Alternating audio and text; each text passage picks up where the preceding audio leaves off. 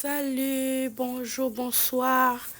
Ça dépend quand il y a un vraiment besoin de émission la biso la famille. En tout cas, tous les labino trop balobi vraiment ce que pour la première fois dans la chaîne la biso. Il y a famille les Bota News TV vraiment au s'abonner hein, kobo sanate ko s'abonner vraiment ah vraiment balobi ma finga zéro. Ceux qui ont vraiment au cause jamais de si na kata chaîne na biso yo moko ko sepela na émission na analyse qui toko auto salaka na kata chaîne na biso balobi awa vraiment mimi to lobelaka o etali ba comédien na biso hein ba comédien nyonso vraiment en tout cas to lobelaka bango particulièrement mingi vraiment to zalaka na pour la belle vie quand il la patronne na poutune de l'écriture donc vraiment ce ko linga kaya en tout cas au kozanga te ko s'abonner na kata chaîne na biso ya famille Bota News TV bongo te balobi abonne toi bilengeza awa yo moko ko sepela ba analyse kitoko ba information ya bien awa to ko sakate a balobi vérité de vérité te rara koloba likambo tomoni o tomoni te tolobaka te o tomoni te tolobaka te tovandaka na biso kimia tovandi penda sans émission pe mpona moni eloko te donc so na ye seke likambo ezali so na ye seke analyse moko ya kosala ezali yango wana etindi nga na ya vraiment la famille merci beaucoup balobi okoti o like vraiment kosala biso bien to like vidéo vraiment yango wana nde ezalaka siloga na biso ya air nyonso parce que ceux qui vont liker vraiment nde sala kabiso bien ba commentaire na bien sala kabiso bien la famille wana vraiment tozo mona Priska tozo mona à Vincent Tulise bande konangai babi il y a parlé il y a beaucoup de choses mais na qui kaka moi ba écrit oyo mais il y a plein de choses à parler dans la vidéo vraiment en tout cas bozala toujours là branché cimenté no bougie balobi kola la kolamuka ba makambo ezangaka te sur les réseaux sociaux concernant ba comédien na biso tout ça le koboni toza na choix te toza na choix te parce que monde yango ezaka bon ezokende bongo biso mpe tolali te mpona koyaka toujours kolobaka oyo tomoni tozoya mpona kosalela ba analyse tozoya mpona koloba so tomoni likambo moko boye tozoya koloba bandeko na nga pour que ede ata motu moko songolo pakala tozoya kodémentir bamensonge nyonso oyo bazoya koloba sur les réseaux sociaux toyaka vraiment surtout nga so namoni likambo moko eke likambo ya kokosa en tout cas nayaka mpena mpona kodémentir on alobela yango makasi parce que eza kitoko te toza wana vraiment toza bon moko ko se soutenir ya koluka kolukelaka bato ba problème to pe ko kosela bato makambo vraiment eza bien te yango nazaka so na moni likambo moko oyo eza concerné ya kokosela bato makambo en tout cas bandeko na nga n'hésitaka te mpona koya kosala émission na nga mpona kopesa pe part na ngai parce que eza mosala oyo naponaki ya koya kodéfendre ba anti-valeur lokola toza wana mpona kodéfendre ba anti-valeur alors oyo nyonso na komona concernant bacomédien na biso bakole likambo mabe en tout cas vraiment toyaka koloba so pesi leka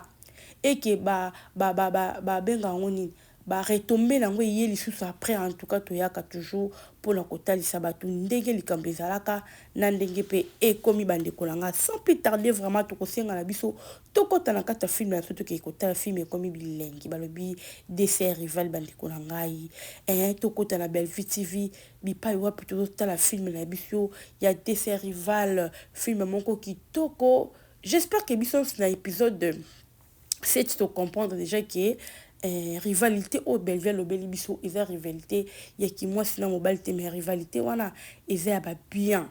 bien oyo ezali ya mama Milo oyo za mama Mapasa mama ya Davina na mama ya Linda Kote bandeko na nga en tout cas tozala filme mo kitoko ezoleka chez Belle Vie TV tokota mpona kokonsome filme na biso épisode na biso sika lelo vraiment tozala wana mpona kokonsome yango ekosala biso bien ekosala vraiment Belle Vie bien en tant que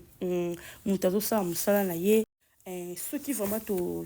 tokoti na filme topartage ekosala bien parce que nayebi ke filme oyo totala ngo na bavoisin ata balobi o wifi eza te lokuta totala biso nyonso tozala pa totala filme donc tokonsome filme ala massivement balobi opération 100 tobeta yango na pete na dada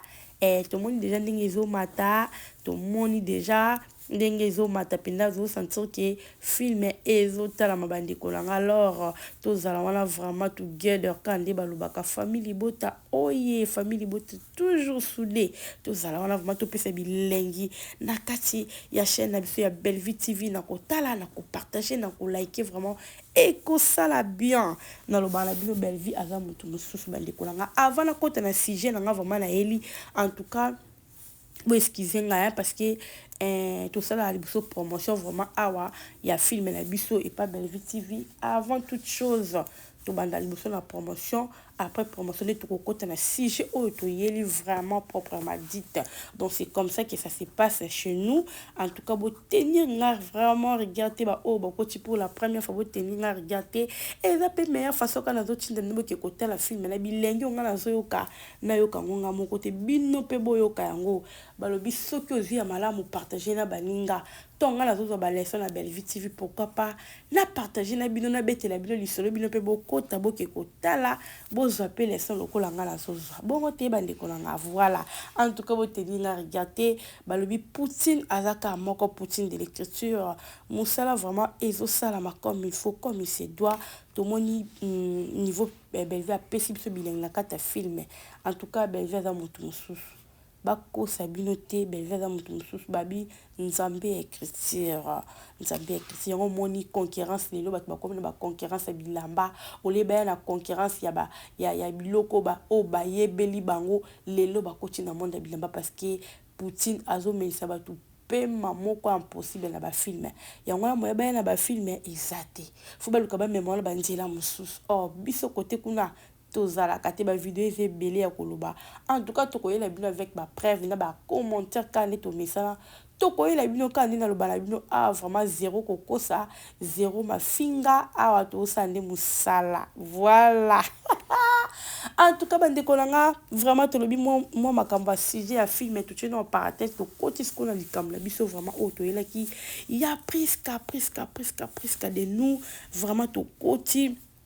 na lisolo ya priska oyo lelo yo andimi lelo aya koloba malgré abimisi yango te toyebi ka nde makambo ekendaka lelo TikTok ekoma oposte eloko no na TikTok otie maloba oyo mutu moko alobi maloba nelingo loba leti yo mutu olobi yango mais oposte yango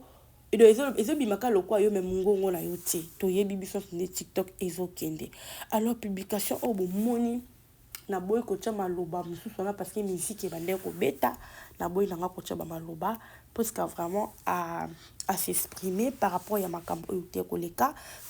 mona ki dernièrement ndenge Vincent a publié ki mwana na ya uti ko bota a publié et puis na ko publié ki na to mona ki ba félicitations ba pese ki Vincent. Alors puisque garda kaka silence par rapport à makambo balobaka ni à propos ya Vincent. Alors lelo tonga moni mwana Vincent botami nde pesi presque courage ya koya vraiment ko s'exprimer la télévision en silence a tchele ki biso vraiment tout mona. J'espère que on a gardé ki moi mukeza maloba wana bo moni ba écrit o ezan écran wana a commis vraiment ye moko a commis. J'espère que bo moni o ezan na page na ye so boko ti vraiment na page na TikTok boko mona ma commis o pe boko mona tellement musique ezai ki wana ngo na kanga ki côté à son a commis bien parce que a commis ba peselanga mwana tata oyo tozala ata copain copine te. Donc j'apprends ma vie sur les réseaux sociaux. Donc puisque lobi batu ba pesela mwana na ye tata oyo kutu batikala ata kozala na ye copain copine te ata lisolo bolingo ebetama te. Mais batu na réseaux sociaux précisément tu ebi bato banani o basela ka puisque ba émission. J'espère que ngana bino tolandaka réseaux sociaux ngana bino tokotaka na internet to ebi s'agit de banani o basela ka puisque émission pour vous dire que presque abimaka na Vincent mwana o presque boti aza mwana Vincent. En tout cas il salaka vraiment rage na réseaux sociaux to monaki bato bazwela ngo ba vie bazwela ngo ba mbongo parce qu'il a qui vraiment likamoko il a qui choka qui pe bato belé choka qui penza et pourtant Vincent ngope avec na moi sinaye en tout cas plus qu'après avec na mobile ne papa moi na talaka ndingi zalaka il a qui vraiment facilité bandi konanga alors to éviter choc ni au plus katikala ki nango par rapport à makambwana to eloko ni pe botela ki na sima makambwana bandi konanga alors les mêmes bateaux wana ka auto zo benga bateau ba message ko ya ko panza bateau mabe association ya mabe ba kuka kaka ba chroniqueur na bango nde mutu basalaka makambo wana mpona koloba contre Priska alors donc bamoni mpe susu Vincent ngo aboti kaka bango wana mpe baye mpona kofélicité Vincent mpo batali ata te ke babebisaki ata bakoki kobebisa libala Vincent ngo batali yango te baye mpe kaka kobetele maboko bandeko na nga yango moni biso tozali kotalisa bino banani oyo baza na réseaux sociaux bato nini oyo bozokota bozotala mpe bozocroire na bango boyebaka bato bozocroire na bango bino moko botalaka toyakaka kotalisa bino c'est à vous de juger oyo bible ezali koloba na biso nzambe alakisi biso nzela ya malamu na nzela ya mabe alakisi biso apesi biso bainconvénient il s'agit de toi-même de choisir soki okokenda ngambo mabe to okenda ngambo malamu eza nde amona biso tozoya kotalisa biso baka yango ndenge ezali na ndenge bolandaka biso ezodépendre na yo ka oyo nini yo poni kolanda ezodépendre kaka na yo mais biso moins tosala devoir na biso ya koya kotalisa yo bangambo yango ndenge ezali baka yango ndenge ezali po puiske asala boye c'est-à-dire ayoka pasi ememeli mpe baproblème peut-être na mobali oyo abotene mwana esala peut-être makambo ebele alors bato moko base juge na bango bakabola mabala ya bato babebisela bato barelation yango tomoni presque azwi décision alobi ye avant ajouer na bakuki il faut baleka na télévision baya koloba leloko nini oyo asalaki bango après yaki kojoue kuna soki basali yango te akotikalaka lisusu kojoue te alors mama na biso